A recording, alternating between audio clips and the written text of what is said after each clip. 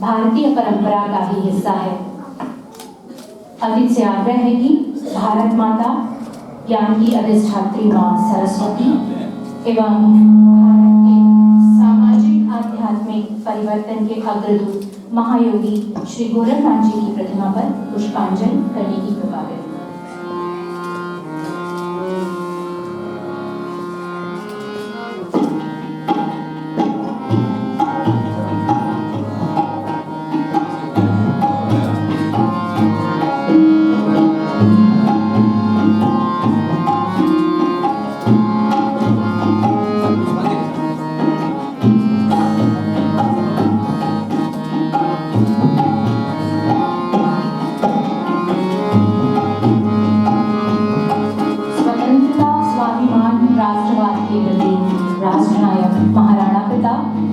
युग पुरुष दिग्विजयनाथ जी महाराज एवं राष्ट्र संत महंत वैद्यनाथ जी महाराज की प्रतिमा पर पुष्पांजलि सादर करें।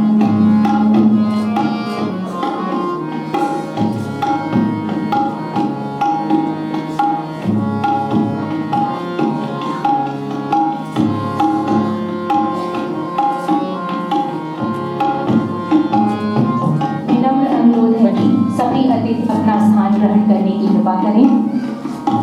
सरस्वती वंदना के लिए छात्राएं।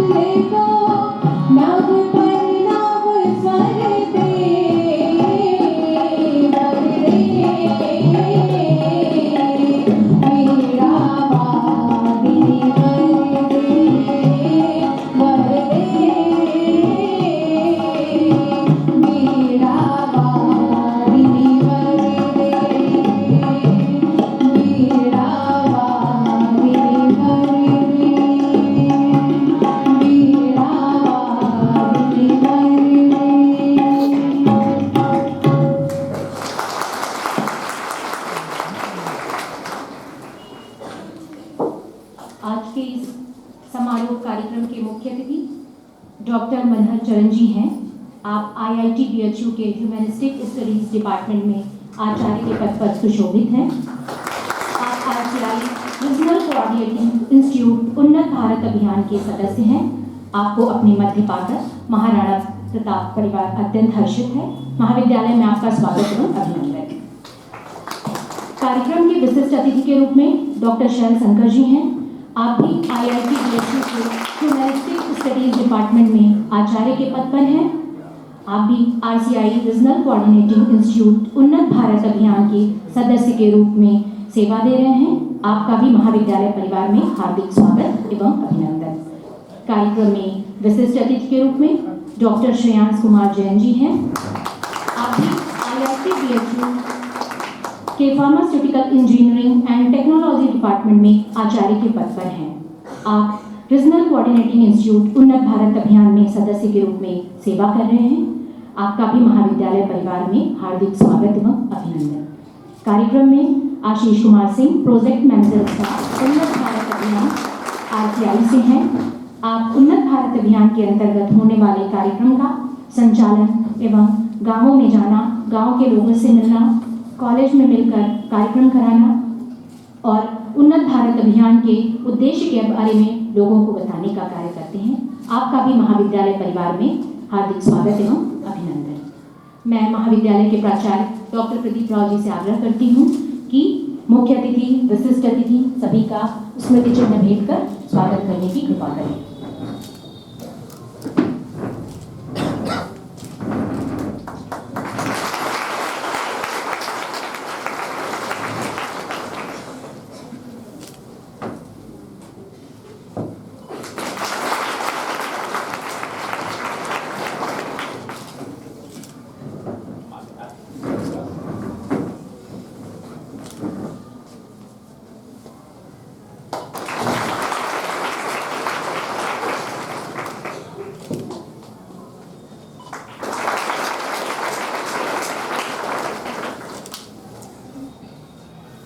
अब मैं कार्यक्रम को आगे बढ़ाते हुए आशीष कुमार सिंह जी को उन्नत भारत अभियान की तरफ से प्रस्ताविकी प्रस्तुत करने के लिए आग्रह करती हूँ मंच पर।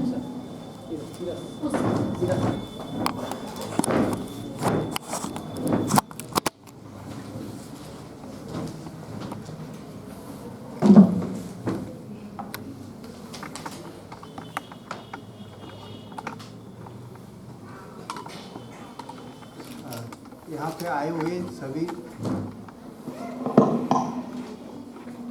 पे आए हुए सभी बहनों और माताओं को मेरा प्रणाम। और जैसा कि मैडम ने सबको बताया मेरे बारे में कि मेरा कार्य क्या है उन्नत भारत अभियान के अंतर्गत। उन्नत भारत अभियान के अंतर्गत मैं गांव में जाता हूँ, लोगों से मिलता हूँ और उनके लाइफ स्टाइल मतलब उनके स्वरोजगार आदि के बारे में बताता हूँ कि कैसे क्या किया जाए, क्या नहीं किया जाए। यहाँ पे आप लोग जिस लिए उपस्थित हुए हैं, सबसे पहले मैं बताना, जैसे हमारा है सेवापुरी ब्लॉक है वाराणसी में, सेवापुरी ब्लॉक है, वहाँ पे है एक नगीना देवी जी। आप लोगों को पता हो कि एक कार्यक्रम चल रहा है सखी के बारे में। सखी के अंतर्गत लोग जुड़ रहे हैं और उनका जो रोजगार के बारे में वो कार्य कर रहे हैं। तो इसी सिलसिले में सेवापुरी ब्लॉक में एक गाँव है गोसाईपुर, वहाँ के पुस्तकालय का नाम उन्हीं के नाम पे रखा गया है। गोसाईपुर को उन्हीं के नाम पे रखा गया है नगीना देवी पुस्तकालय। इसी तरह बहुत सारे बनारस में जो पुस्तकालय है ग्राम पंचायत में औरतों के नाम पे, महिलाओं के नाम पे रखा जा रहा है। और उन्नत भारत अभियान के अंतर्गत हम बताना चाहते हैं कि जैसे हम लोग जाते हैं गाँव में, महिलाओं से मिलते हैं और उनको बताते हैं कि सरकार की क्या क्या योजनाएं चल रही हैं। जैसे कि उन लोगों को मशरूम की खेती के बारे में, अचार मुरब्बा आदि के बारे में बताया जाता है कि जिससे वो अपना मतलब उसको बनाएंगे और उसको मार्केट का भी मतलब उसको क्या कहते हैं बाजार का भी एक व्यवस्था किया जा रहा है कि यहाँ पे आप आइए, उस अपने बनाए हुए उत्पादन को यहाँ पे बेचेंगे जिससे उनको अपना आय की प्राप्ति होगी। और इसी के साथ आप सबको मेरा प्रणाम बताना है।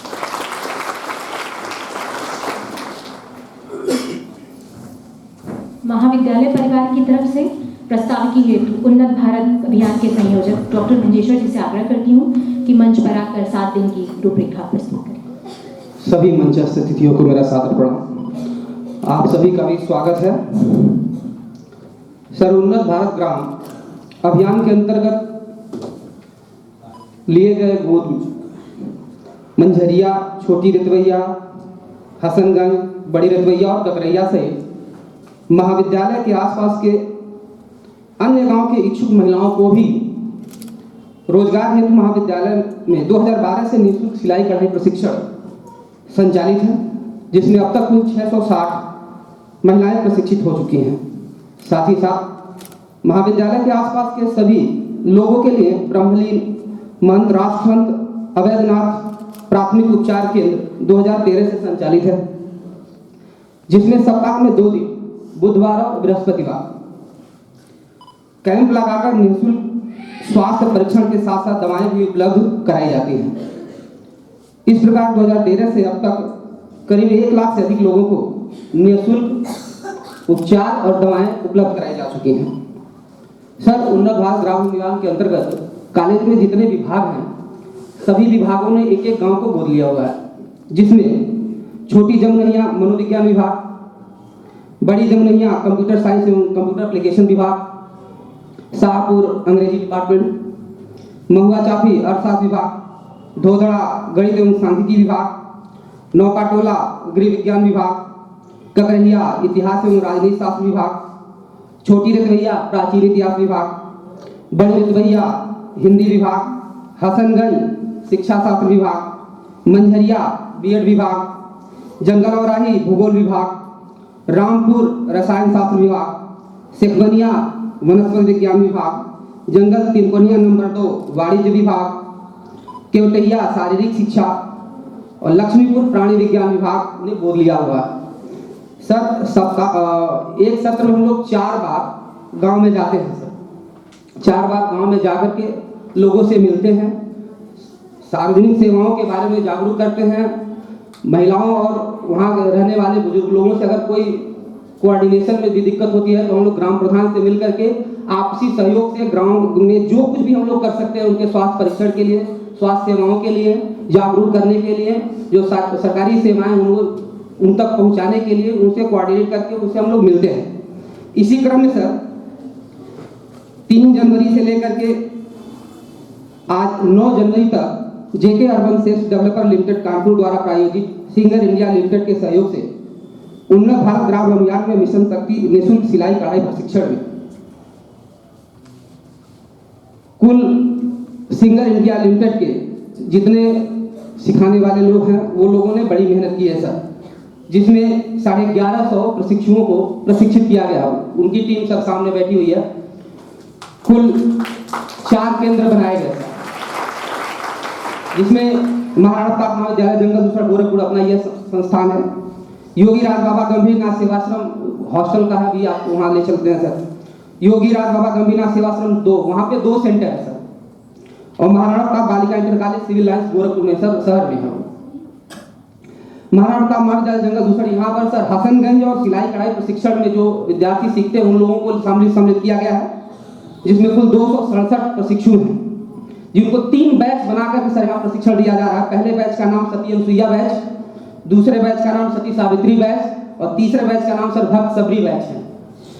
जो दूसरा केंद्र था योगी राज बाबा गंभीरनाथ सेवाश्रम 1, उसमें सर बड़ी रतवैया और मंझरिया गांव को सम्मिलित करते हुए 3 बैच बनाया गया सर, जिसमें राधा रानी बैच, महारानी रुक्मिणी बैच और भक्त मीरा बैच है।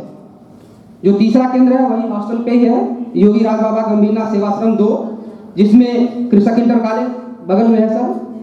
वहाँ के बच्चे हैं, छोटी रतवैया है और चतुर्थ श्रेणी कर्मचारी जो हमारे वहाँ हैं उन लोगों को सम्मिलित किया गया है, जिसमें कुल 302 प्रशिक्षु हैं, जिसको भी 3 बैच बनाया गया सर, माँ लक्ष्मी, माँ सरस्वती और माँ पार्वती। जो चौथा केंद्र है महाराणा प्रताप बालिका इंटर कॉलेज सिविल लाइन्स, उसमें बालिका इंटर कॉलेज के विद्यार्थी हैं, वहाँ के आसपास के लोग हैं। रमदत्तपुर के कुछ लोग हैं, वहाँ के भी 26 कैंडिडेट हैं, वहाँ के माताएं बहनें हैं और भरोइया से भी हैं। उन लोगों को मिला के कुल 290 कैंडिडेट वहाँ हैं सर। उनको भी 3 ग्रुप में बांटा गया है, विदुषी गार्गी, विदुषी मैत्रेयी और विदुषी विश्वारा। तीनों बैच सर 3 टाइम पीरियड में चलेगा और अभी चल रहा है तो समापन है सर 9:30 से 11:30, 12 से 2 और 2:30 से 4। कुल मिलाकर सर 1150 प्रशिक्षुओं को एक सप्ताह में सर प्रशिक्षण दिया गया है। धन्यवाद सर।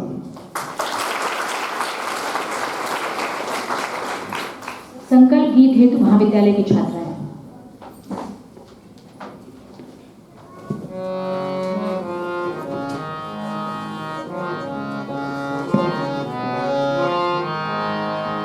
सत्य सत्य नमने भरते भूमि को, अभिनंदन भारत माँ को। सत्य सत्य नमने भरते भूमि को,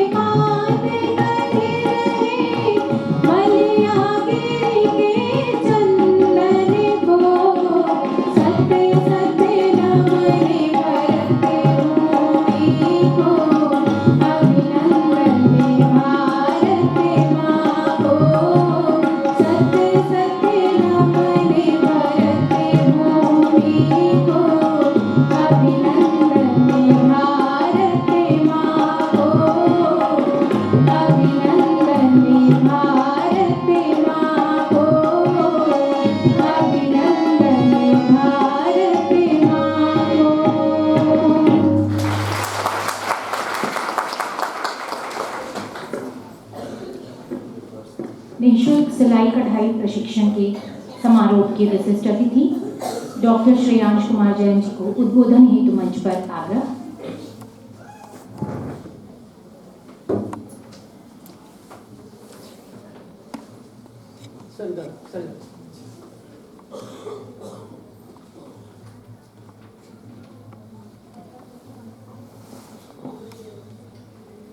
सबसे पहले तो आप सभी को मेरा नमस्कार और मैं बधाई देना चाहूँगा इस कॉलेज महाराणा प्रताप महाविद्यालय के प्रिंसिपल सर और संयोजन समिति को, जिन्होंने इस कार्यक्रम का आज और कल जो समापन है सफल आयोजन किया, उसके लिए इनका बहुत बहुत आभार। और उन्होंने हमें यहाँ आमंत्रित किया विशिष्ट अतिथि और अतिथि के तौर पर, उनका भी बहुत बहुत धन्यवाद।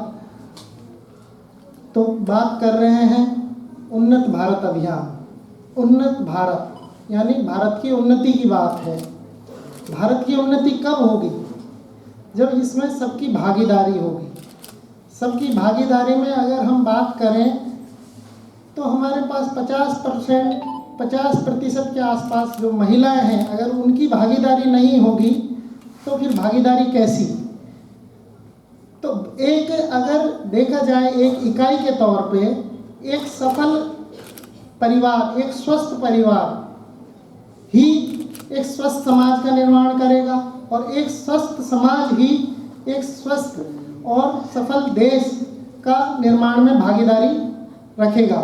तो आप इस जो प्रोग्राम है, इस कार्यक्रम का उद्देश्य भागीदारी की बात है कि आप लोगों की क्या भागीदारी। एक स्वस्थ और एक स्वस्थ समाज में एक महिला का योगदान उसके रोजगार से ही संबंधित नहीं है। एक स्वस्थ महिला कैसे हो, उसका स्वस्थ परिवार कैसे हो, एक महिला के बहुत सारे पहलू हो सकते हैं। उसका स्वास्थ्य हो सकता है, रहने वाला पर्यावरण हो सकता है। तो इन सब विषयों को लेके हम छोटे छोटे तौर पे हम काम करते हैं।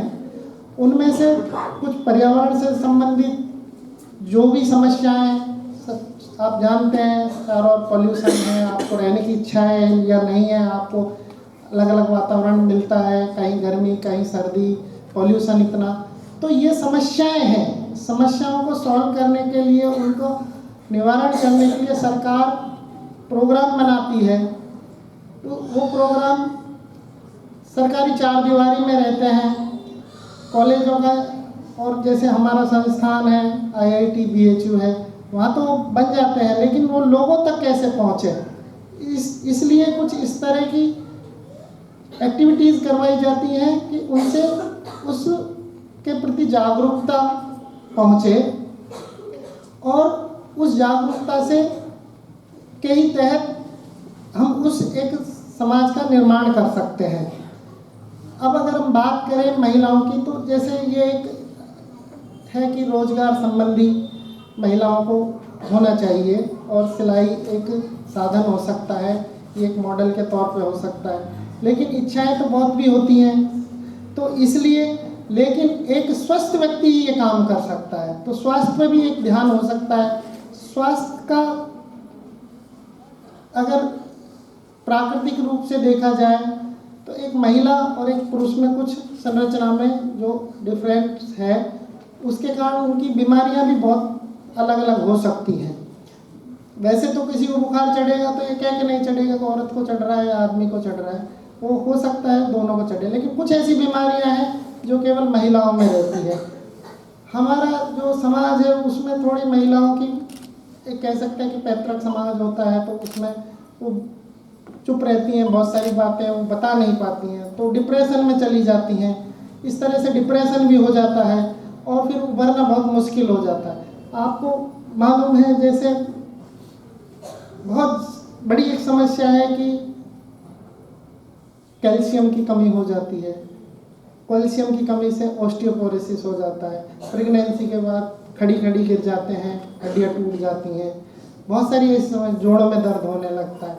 लेकिन इनके लिए कोई अभियान से उसको कुछ बताया जाए, इस तरह की कुछ हो, तो आप महिलाओं में जैसे विटामिन की कमी होती है, क्योंकि जो शारीरिक संरचना में अंतर है वो कहीं ना कहीं उनके हार्मोन भी होते हैं, वो अलग अलग होते हैं। आदमी आदमी के अलग हो सकते हैं, पुरुष के अलग हो सकते हैं, महिलाओं के अलग हो सकते हैं।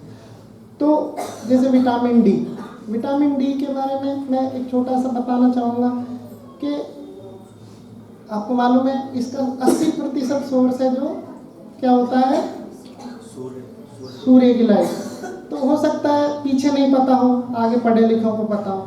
सूर्य की लाइट की कमी औरतों में इसलिए रहती है कि क्योंकि पारंपरिक रूप से औरतें ज़्यादा ढकी हुई हैं और एक भय भी है, तो इसलिए उनमें बहुत ज़्यादा कमी रहती है और इसीलिए उन ऑस्टियोपोरोसिस, हड्डियाँ धीरे धीरे कमज़ोर होती चली जाती हैं, जल्दी जल्दी जवानी चली जाती है, उसको एजिंग बोलते हैं। बुढ़ापा बड़ी तेज़ी से बढ़ने लगता है, एक टाइम के बाद अचानक एजिंग हो जाती है। तो इस तरह के जागरूकता अभियान जरूरी हो जाते हैं, क्योंकि अगर वो स्वस्थ नहीं है तो आगे की जो परिकल्पना है, एक स्वस्थ समाज ही एक स्वस्थ देश या विकसित देश का निर्माण कर सकता है। हम इकोनॉमी में तो जा रहे हैं, तीसरे नंबर पे आ गए हैं या चौथे नंबर पे आ गए हैं, और ऐसे भी आंकड़े हैं कि इतने टाइम के बाद हम चाइना के पास पहुंच जाएंगे। ये है ठीक है, लेकिन स्वास्थ्य एक बहुत बड़ा पहलू है। अगर औरतों की बात करेंगे तो करनी पड़ेगी, 50% की आबादी उनके पास हमारी जो है माताओं बहनें हैं। तो स्वास्थ्य से संबंधित, तो स्वास्थ्य के संबंध में जैसे 2 तरह की विचारधाराएं हैं। एक तो होती है कि भाई आजकल के मॉडर्न मेडिसिन है जिसपे उसको और एक होती है पारंपरिक जिसमें हम आयुर्वेद भी है। हम बहुत हद तक लकी हैं कि हमारे यहाँ आयुर्वेद ख़त्म नहीं हुआ, और नहीं तो एक बार ये लगभग ख़त्म होने की स्थिति में चला गया।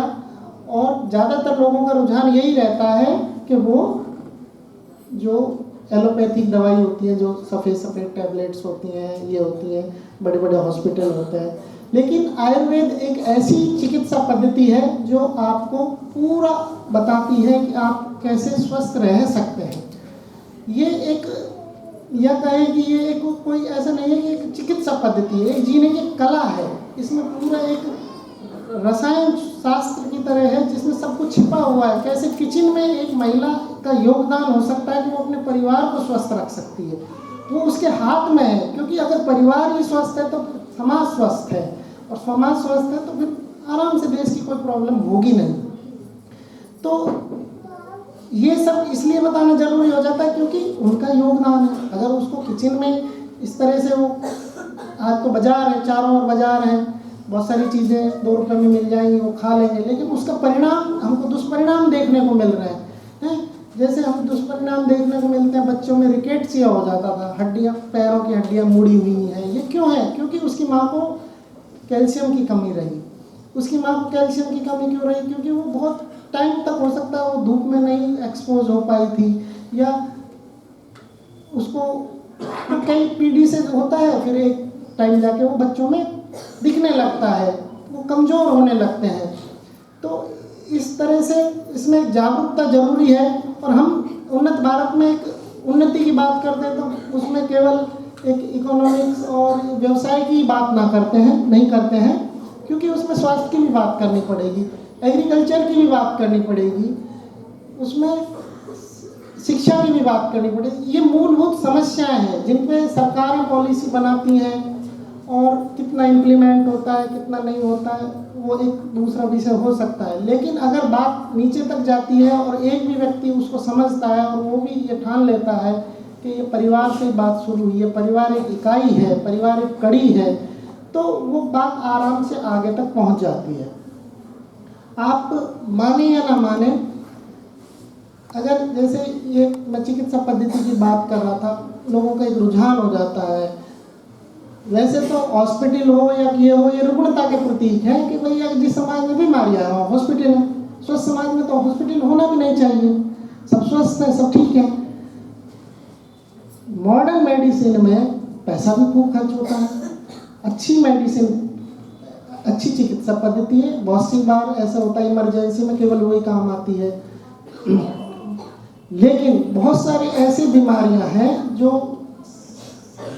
मौसम चेंज होने पर फिर से होती हैं, तो आयुर्वेद उसमें बहुत लाभकारी होता है। 50% जो आधुनिक दवाइयाँ आयुर्वेदिक प्लांट से और पौधों से निकली हुई है। बहुत सारी ऐसी दवाएं आपको मालूम होना चाहिए कि जो हम सदाबहार का पेड़ लगा होता है आपके बाहर, जिसमें पिंक और वाइट कलर का फूल आता है, ये ऐसा प्लांट है जिससे दो कैंसर की दवाई, ब्रेस्ट कैंसर के लिए अगर कोई कारगर, स्तन कैंसर के लिए अगर कोई कारगर दवाई है तो उससे निकली हुई है और वो मार्केट में है। मैं ये नहीं कह रहा हूँ आप उसको खाएं, उसको खाने के लिए आपको डॉक्टर बताएगा, या उस पर एक बात बता रहा हूँ कि ये भी एक संसाधन हो सकता है कि इस पेड़ का, ये हमारे ये पेड़ पैदा होता है, इसकी अगर खेती बाड़ी भी की जाए तो ये, क्योंकि हम सब कुछ बाहर से मंगा रहे हैं मॉडर्न मेडिसिन के नाम पे। बहुत सारी ऐसी दवाइयाँ हैं जैसे कैनाबिस, भांग, बात करते हो थोड़ा सा ऐसा लगता है कि ये तो नशे की दवाई है, लेकिन अमेरिका में, कनाडा में, बहुत सारे देशों में भांग को एक हद तक मेडिसिन के लिए लीगलाइज कर दिया है। सरकार ने कानूनी रोक हटा दी है। क्यों? क्योंकि बहुत सारी ऐसी बीमारियां हैं जो बच्चों में एपिलेप्सी हो जाती है, उनके लिए भांग को जुवेनाइल एपिलेप्सी की अगर कोई दवाई है तो वो भांग से निकला हुआ एक तत्व है, उस तत्व को कंपनी निकालती है, उसको आपको टैबलेट में बना के देती है। लेकिन हमारे शास्त्रों में इनका बहुत अच्छा वर्णन है कि भांग कब कैसे, ये आयुर्वेदिक चार्य आपको बता सकता है, वो जो मेडिसिन वाला व्यक्ति है वो बता सकता है। ऐसे बहुत सारे प्लांट पौधे हैं जिनसे हम करके, उनकी खेती बाड़ी को साइंटिफिक वे में करके हम आगे बढ़ सकते हैं। अभी BBC के न्यूज़ में एक लेख था कि एक व्यक्ति ने अपने घर में ही क्या बोलते हैं, क्रोकस को क्या बोलते हैं, क्रोकस, ये जो खीर में डालते हैं तो शादी ब्याह में थोड़ा सा डालते हैं, येलो येलो कलर आ जाता है, केसर।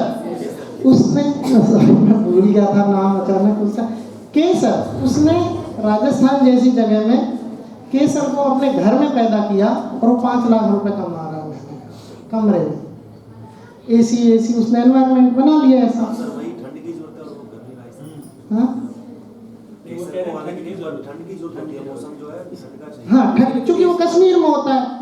और क्रोकस के नाम पे जब चीज़ें मार्केट में आती है तो उसमें बहुत कुछ मिल के आता है, ये केसर है, थोड़ा सा कुछ भी डाला और केसर है।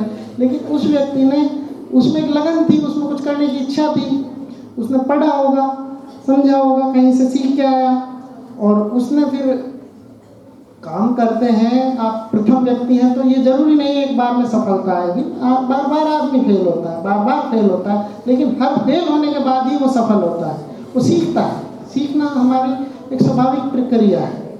तो उस व्यक्ति ने वो खेती कर क्रोकस के कमरे में, अब तो वो सबसे ऊपर आ गए, अब बहुत सारे लोग पीछे चल रहे हैं।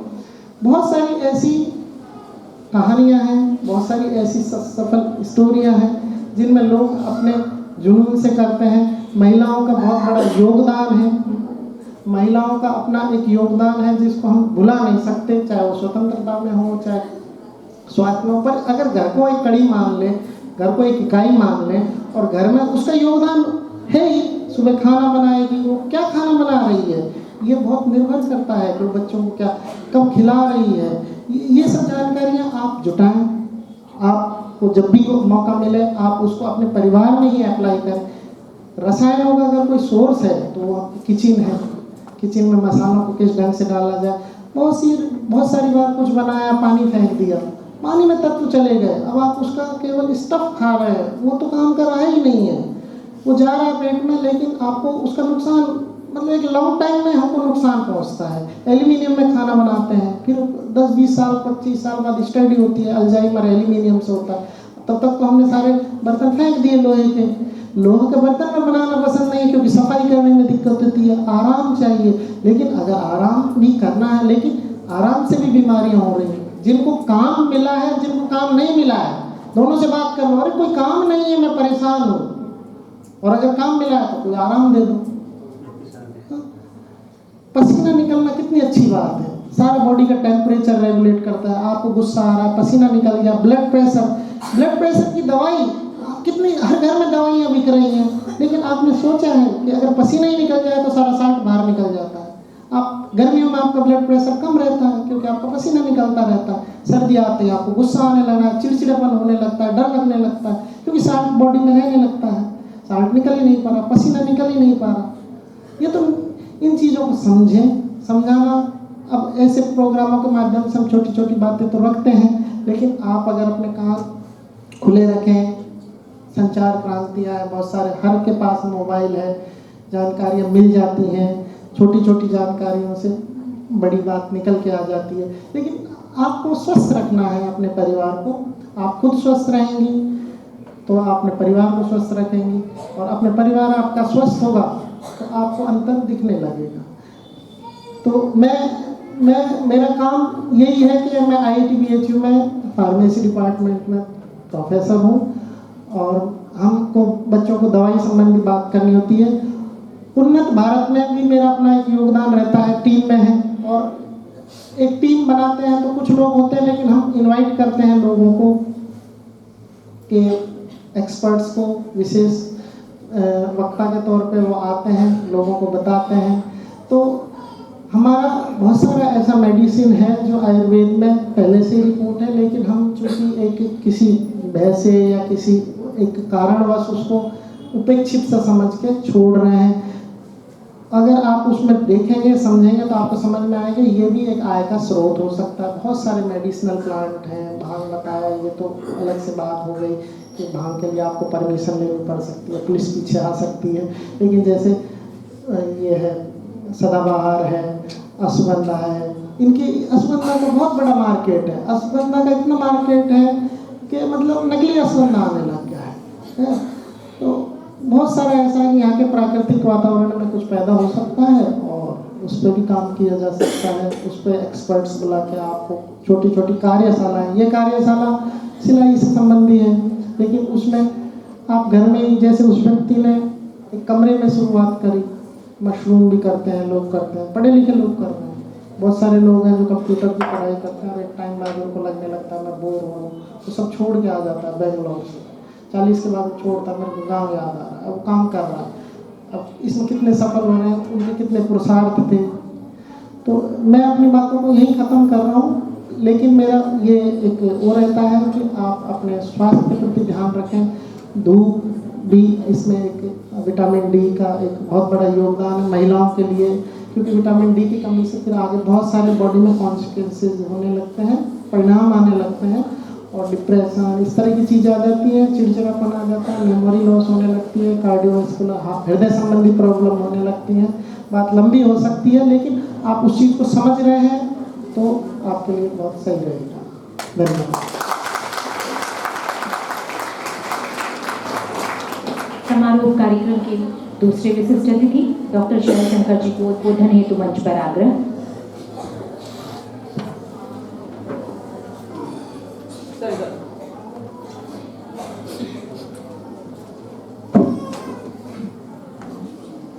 आप सभी को मेरा नमस्कार, प्रिंसिपल साहब को नमस्कार, आप सारे ट्रेनर्स जो आए हैं उनको मेरा नमस्कार, और आप सारी माताओं, बहनों और बेटियों, अब तो मेरी बेटियों की उम्र की भी लड़कियाँ यहाँ हैं, आप सबका स्वागत हो। बहुत बहुत धन्यवाद कि आप लोगों ने इतना थोड़ा सा समय हमारे लिए निकाला।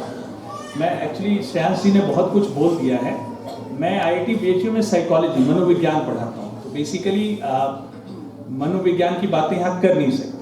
मैं क्या करता हूँ, आपसे 2-3 सवाल पूछूंगा और एक छोटी सी कहानी कह के 2-3 मिनट में मैं अपनी बात खत्म करना चाहता हूँ। पहला सवाल मेरा ये है कि क्या आपको पता है कि दुनिया की पहली महिला प्रधानमंत्री किस देश की थी?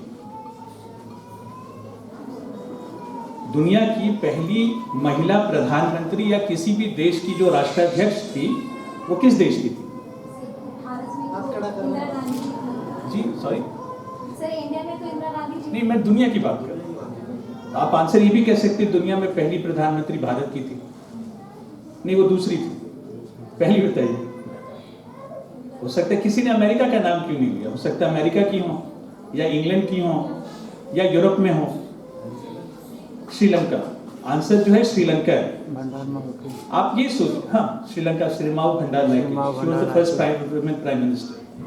ठीक है, अमेरिका और भारत में क्या अंतर है? आप कह सकते हैं इकोनॉमिक्स का बहुत बड़ा अंतर है, GDP का अंतर है, बहुत सारी चीजों का अंतर है। बट एक जो सबसे पहला अंतर जो दिखता है, आप सिर्फ ये खोज के दिखाइए कि अमेरिका में कितनी राष्ट्रपति जो है वो महिलाएं बनी, नंबर 1, और वहाँ के जो यूनाइटेड स्टेट्स कहा जाता है, वहाँ के शुरुआत में 12 या 13 स्टेट थे, अब तो शायद 30 के करीब स्टेट्स हैं, उनकी जो गवर्नर है उनमें कितनी गवर्नर जो है महिलाएं हैं। और फिर हम आते हैं वोटिंग का अधिकार।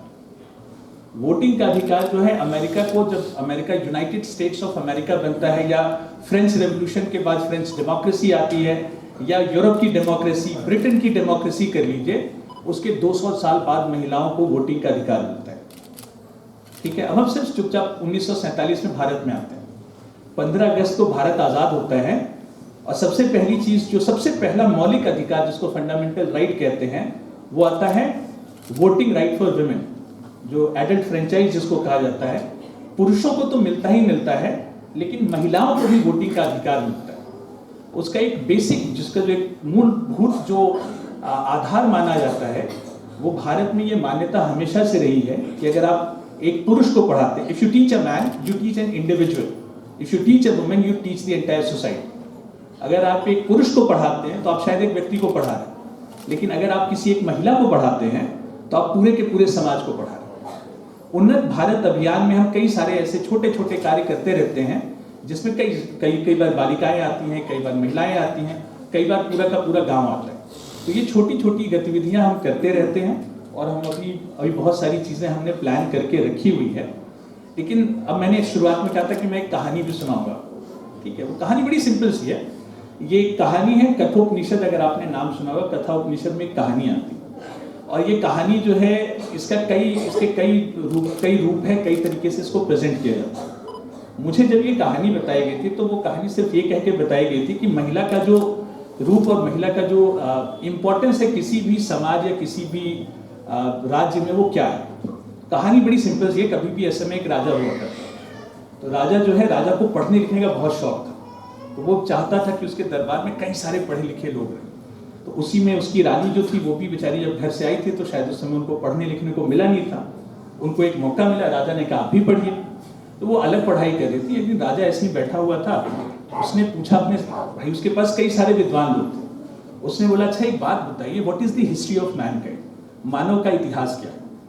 तो पढ़े लिखे लोगों की जो सबसे बड़ी समस्या होती है वो उनका रिसर्च होता है।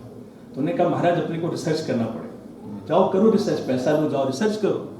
तो वो निकले, बाहर की तरफ निकले। 10-15 साल बाद जो इतनी मोटी मोटी पुस्तकें लेके आए, 15 पुस्तक लेके आए। बोले महाराज यही है मानव का इतिहास। तो राजा बोले यार तो राजा मेरे पास समय नहीं, आप इसको थोड़ा छोटा कीजिए। तो उन्होंने क्या किया, अगला 10 साल लिया, फिर 10 वॉल्यूम लेके आए। राजा उस समय तक 50 साल का हो चुका था। बोले यार मैं तो बूढ़ा हो चुका, मैं पढ़ूं कैसे। करते करते करते जब एक वॉल्यूम इतनी मोटी पुस्तक की आई, राजा जो है मरणासन थे, कहते हैं ना डेथ बेड पे थे। अब राजा बेचारा बड़ा दुखी हुआ, बोला इतना पैसा खर्च किया, इतने सारे लोग हैं, सब कुछ है, लेकिन मेरे क्वेश्चन का आंसर, मेरा एक छोटा सा प्रश्न था कि what is the history of mankind, मानव का इतिहास क्या है। अब सारे लोग जब दुखी हो गए, बेचारा बोला कि अगर मैं मरने जाना तो कम से कम इसका आंसर कौन देगा। तो उस समय उनकी जो महारानी थी वो आई उनके पास और बड़े प्रेम से उनसे उन्होंने कहा महाराज हर व्यक्ति जो है वो जीता है और हर व्यक्ति मरता है, इससे बड़ा मानव का इतिहास हो ही नहीं सकता। ये स्टोरी, ये जो कहानी है मेरे गुरुजी ने मुझे सुनाई थी कि किसी भी समाज में महिला का स्थान इसी जगह आता है जब आपको कोई चीज़ समझनी होती। नो बट सबसे बढ़िया डिसीजन मेकर अगर कोई होता है तो महिला होती है। ठीक है, तो मैं इसी चीज़ पे कि you teach a man, you teach a individual, you teach a women, you teach an entire society, इसी चीज़ को कह के कि एक महिला को पढ़ाना, पूरे समाज को पढ़ाना है। ये चीज़ जो है, ये सिलाई जो आसान आप लोगों ने बनाया उसका बहुत बहुत शुक्रिया। और मैं भगवान से ही विनती करूँगा कि ये उस कहानी की तरह एक ऐसी जगह पे जाए जहाँ पे पूरे समाज को उससे प्रेरणा मिले। थैंक यू वेरी मच, आपका बहुत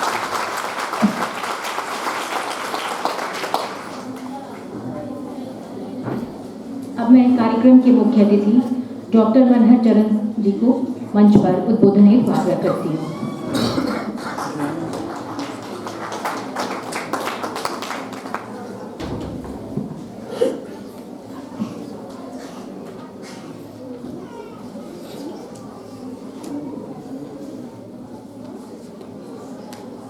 राष्ट्र के निर्माण में जिन लोगों का योगदान रहा और आज की डेट में जिन लोगों का योगदान है, यानी कि इतिहास और वर्तमान दोनों का संयोजन मुझे यहाँ देखने को मिलता है। मैं उस आध्यात्मिक चेतना को नमन करता हूँ, वंदन करता हूँ, जिनकी चेतना आज इस संस्थान में हमें देखने को मिल रही है। मैं अपने आप को भाग्यशाली मानता हूँ कि मुझे यहाँ बुलाया गया, और सौभाग्यशाली इसलिए भी मानता हूँ कि योगी परंपरा की चेतना के स्थान पर बुलाया गया। और परम सौभाग्यशाली मैं अपने आप को इसलिए भी मानता हूँ क्योंकि मैं उस जगह से आता हूँ जहाँ महाराणा प्रताप का जन्म हुआ और उनकी कर्म भूमि रही। बेसिकली मैं राजस्थान से, तो मेरा हृदय भी बहुत गदगद है कि मुझे एक ऐसी जगह आने का अवसर मिला जहाँ वीरता और धीरता दोनों का संगम देखने को मिला। और उस वीरता और धीरता के संगम में जो सबसे अच्छी बात देखने को मिली वो ये मिली कि वीरता और धीरता दोनों यदि कहीं देखने को मिल सकती है तो नारी चेतना में मिलती है। वो वीर भी रही हैं और धीरता का भी वो बहुत बड़ा उदाहरण है। अब उन्नत भारत अभियान क्या कर रहा है, आप क्या कर रहे हैं, सोशल मीडिया में क्या चल रहा है, यहाँ आने से पहले कुछ चल रहा था, जाके क्या करना है वो भी अभी बैठे बैठे दिमाग में चल ही रहा है। और इसके बीच में महज ही आधी घंटा 1 घंटा ऐसा आया है जिसमें हम शायद एक दूसरे को सुन रहे हैं, समझ रहे हैं। और कहीं ये भी है कि सो कॉल्ड ये पढ़े लिखे लोग कैसा बोल रहे हैं, कैसा क्या बोलेंगे, जरा इनको देख लिया जाए, सुन लिया जाए, ऐसा बहुत कुछ है नहीं। हमारे साथी शैल जी ने जो बात कही कि समाज को यदि कोई सही दिशा देनी है तो एक पुरुष को पढ़ाने से बजाय बेहतर है कि हम एक महिला को पढ़ाएं, क्योंकि महिला के हाथ में बच्चे होते हैं, बच्चों की प्रथम गुरु महिला होती है, माँ होती है। तो ऐसी कोशिश और ये देश, ये समाज योगी परंपरा की धीरता और महाराणा प्रताप की वीरता की इस चेतना को आधुनिक समय में एक नई कड़ी के रूप में प्लेटफॉर्म उपलब्ध जो करवाया गया है, मैं ऐसी चेतना और हमारे महाराज जी को भी मैं वंदन करता हूँ। सबसे इम्पॉर्टेंट चीज़ ये है कि ये जो सिलाई मशीन का आपका प्रोग्राम हो रहा है, JK urban space developers limited Kanpur द्वारा, टीम भी आई हुई है। मैं आपको भी बहुत बहुत हार्दिक शुभकामनाएं देता हूँ और विशेष तौर से मैं आपका आभार व्यक्त करता हूँ कि पुरुषों के लिए बहुत सारे काम समाज में हो रहे हैं, तो महिलाओं के लिए काम करना और उनके लिए एक ऐसा काम करना जिससे कुछ अर्निंग हो सकती है, ये अपने आप में एक यूनिक काम है। तो बहुत समय नहीं लूँगा, मैं मन से बहुत प्रसन्न हूँ कि मुझे एक ऐसी जगह आने का मौका मिला जहाँ धीरता और वीरता मुझे दोनों देखने को मिली। आप सबका बहुत बहुत साधुवाद और विशेष धन्यवाद मैं आशीष जी को भी दूंगा कि उन्होंने इस संस्थान के और हमारे बीच में एक कड़ी का काम किया, तो उनका भी बहुत बहुत धन्यवाद। प्राचार्य महोदय का धन्यवाद, आप सब लोगों का बहुत बहुत धन्यवाद।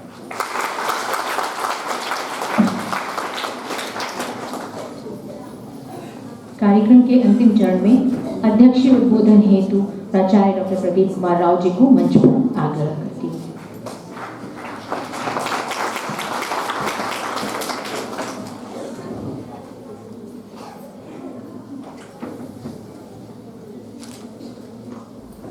जेके समूह के सहयोग से उन्नत भारत ग्राम अभियान एवं मिशन शक्ति के अंतर्गत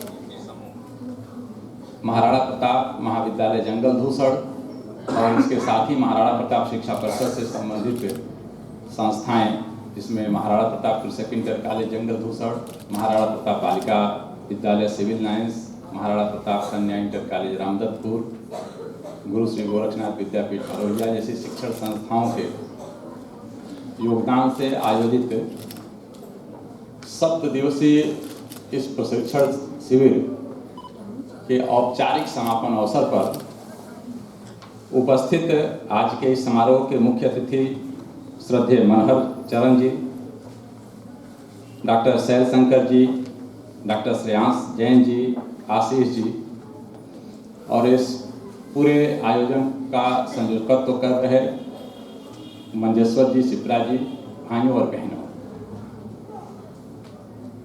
ये 7 दिन का जो कार्यक्रम चला है, मैं लगभग 1150 गांव की महिलाओं या छात्राओं की ओर से मैं यहाँ खड़ा हुआ हूँ, क्योंकि हम आपको सबसे तरफ से आप सबको अवसर मिल भी नहीं सकता था कि हम यानी आपकी भाव अभिव्यक्ति के रूप में मैं यहाँ उपस्थित हूँ। इस ऐसे मौसम में जब कड़ाके की ठंडक है, जबरदस्त शीतलहर है और इसमें भी बाहर से आकर के सिंगर इंडिया लिमिटेड के लोग जिस प्रकार से यह प्रशिक्षण कार्यक्रम हमारा पूरा किए हैं, मैं अपने इन सभी 1150 बहनों माताओं की ओर से, अपने इस शिक्षण संस्थान की ओर से उनके प्रति हार्दिक आभार व्यक्त करता हूं।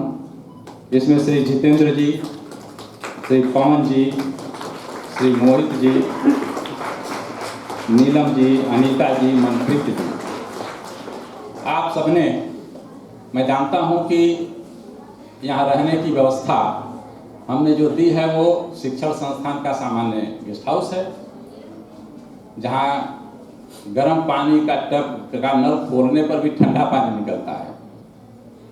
भोजन जो हम आप घर कर सकते हो, जहाँ आप रहते हैं वहाँ वैसा भोजन हम नहीं दे सकते।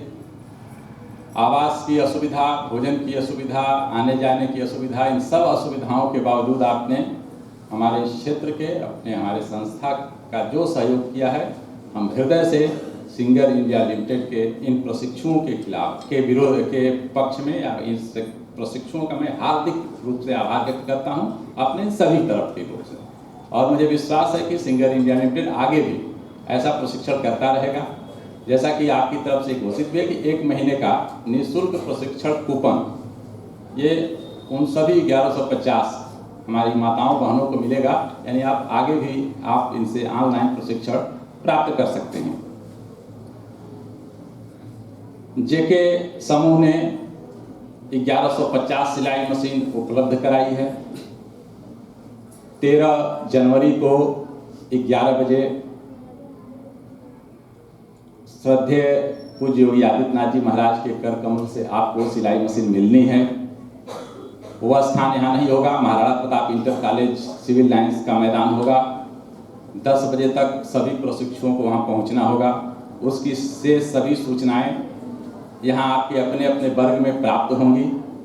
उन सूचनाओं का अक्षरशः पालन करिएगा, क्योंकि वहाँ 1150 लोगों को सिलाई मशीन का वितरण ये अपने आप में एक बड़ी चुनौती है। इसलिए आपको एक प्रवेशिका आज मिल रही होगी, उस पर आपके फोटो लगेंगे, उस पर सारे आपकी सूचनाएं भरी जाएंगी। यहाँ के हमारे केंद्र प्रभारी उसको प्रमाणित करेंगे। तो वो पेज या वो प्रवेशिका फोटो लगी हुई और उसके साथ आपके आधार की फोटो कॉपी ये ले करके आपको उस दिन आना होगा, जिससे कि सिलाई मशीन उसी को मिल सके जिसका वो सिलाई मशीन है। तो वो बाकी व्यवस्थाएं वहाँ जो आप पहुँचेंगे आपको सूचनाएं होंगी, पहुँचने की सूचना, सब सूचना आज से लेकर कल तक आपको मिल जाएगी।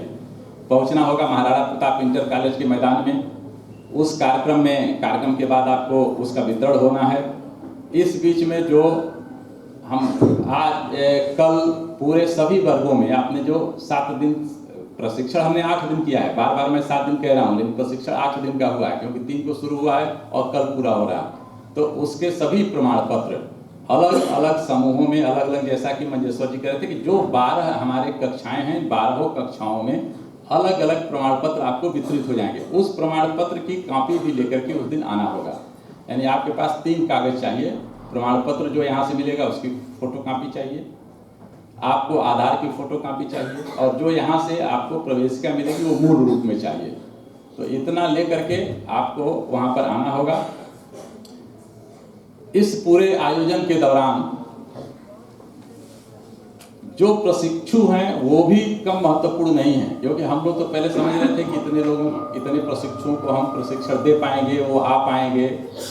हमने एक शर्त भी रखी है कि अगर 100% प्रशिक्षण नहीं है तो आप इन लिस्ट में नहीं माने जाएंगे। ये हम अभी भी इसका पालन हो रहा है। जो अनुपस्थित हैं वो सूची से बाहर हो चुके हैं, इसलिए 100% उपस्थिति के आधार पर, यानी 7 में 7 दिन अगर आपने प्रशिक्षण दिया है तो आप इस कार्यक्रम में हिस्सा लेने जा रहे हैं। महाविद्यालय की एक टीम इस पूरे कार्यक्रम में लगी है। इसमें महाविद्यालय के शिक्षक तो लगे ही हैं, लेकिन लगभग 22 विद्यार्थियों की भी एक टीम लगी हुई है, जो जगह जगह आपको सपोर्ट कर रही है, हर जगह अटेंडेंस लेने से लेकर के और आपका सहयोग करने तक। जो छात्रावास के हमारे विद्यार्थी हैं वो आपके इस पूरे अभियान में लगे हुए हैं, क्योंकि छात्रावास का हमारा मेस विद्यार्थी चलाते हैं, इसलिए उस मेस में दोपहर में जब आप भोजन कर रहे हैं तो उस भोजन कराने से लेकर उसकी व्यवस्था देखने तक छात्रावास के विद्यार्थी लगे हुए हैं। ऐसे जो भी विद्यार्थी और शिक्षक का समूह इस पूरे आयोजन में लगा हुआ है, महाविद्यालय परिवार की ओर से मैं उन सबका भी हार्दिक आभार व्यक्त करता हूँ। उन्नत भारत अभियान की टीम जो आज हमारे महाविद्यालय में अतिथि के रूप में उपस्थित है, निश्चित रूप से हम सब सौभाग्यशाली हैं। हम जुड़ना चाहते थे, सीधे जुड़ना चाहते थे, लेकिन वो अवसर अब उपलब्ध हुआ है। मुझे लगता है कि आज के बाद हम उन्नत भारत अभियान से कॉलेज और यहाँ का केंद्र हम सीधे जुड़ने जा रहे हैं। काम के बल पर हम पहले भी जुड़े रहे होंगे, लेकिन इस टीम ने बनारस से चल करके यहाँ पर आए, हमारे लिए समय दिया, फिर आप वापस जा रहे हैं। आपने जो इस महाविद्यालय परिवार पर कृपा की है, हम आपके प्रति भी हार्दिक आभार व्यक्त करते हैं। इस पूरे आयोजन को हम लोगों ने इस आधार को पर यह मान करके किया है कि एक यह प्रयोग होगा। अगर यह प्रयोग सफल है और हम 1150 परिवारों को, जैसा बार बार आप देख रहे हैं कहा जा रहा है कि एक महिला अगर प्रशिक्षित होती है तो वो पूरे परिवार को खड़ा करती है। इस मिशन में भी उद्देश्य यही है कि एक महिला अगर आत्मनिर्भर होती है तो परिवार को आत्मनिर्भर, यानी हम 1150 परिवार को आत्मनिर्भर बनाने की जो ये पहल या जो प्रयोग हमने शुरू की है, यदि इसका लाभ हमको मिलता है, यदि इसका परिणाम हमको दिखाई देता है तो ये आगे चलने वाला है। यानी हम इस पूरे प्रयोग को आगे दोहराने जा रहे हैं। इसलिए जितने भी प्रशिक्षु यहाँ से प्रशिक्षण प्राप्त कर रहे हैं, आपके नाम, आपका पता, आपका मोबाइल नंबर, ये सब जिलाधिकारी के पास है। और वहाँ से अभी एक फॉलोअप आपका शुरू होगा, वहाँ के सखी समूह और उनके जो ग्रुप बने हुए हैं शासन के, उसके द्वारा, यानी वो लोग अब आपसे संपर्क करके आपको वहाँ से आप इसके आधार पर कैसे अपना कपड़े का व्यवसाय कर सकते हैं, सिलाई कर सकते हैं, कैसे अर्न कर सकते हैं, कैसे आप सीखे ही हैं आप 5 और लोगों को सिखा सकते हैं, ये सब फॉलोअप वहाँ से होना है। और उसका जो हम लोगों के पास परिणाम दिखेगा, उस परिणाम के आधार पर इस प्रयोग को ऐसे ही या इसमें सुधार के साथ हम आगे लेकर के आने वाले हैं। स्वाभाविक है, उत्तर प्रदेश और भारत वर्तमान समय में हर परिवार, हर व्यक्ति को खुशहाली के रास्ते पर ले जाने के लक्ष्य को लेकर काम कर रहा है। उसका एक छोटा सा प्रयास है। ऐसे प्रयास समाज के तमाम लोग कर रहे हैं, उसमें हम भी राम सेतु में गिलहरी की भूमिका की तरह हम भी खड़ा हुए हैं। आप भी हमारे साथ हैं। इस सब के लिए हम आप सबके आभारी हैं, जिन्होंने भी हमारे इस छोटे से प्रयास में जिस भी प्रकार से जाने अनजाने सहयोग किया है, उन सबका मैं हार्दिक आभार व्यक्त करता हूं। भारत माता की जय। वंदे मातरम के लिए छात्राएं।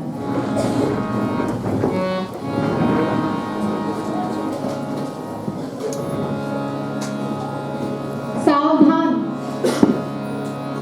वंदे मातरम, वंदे मातरम,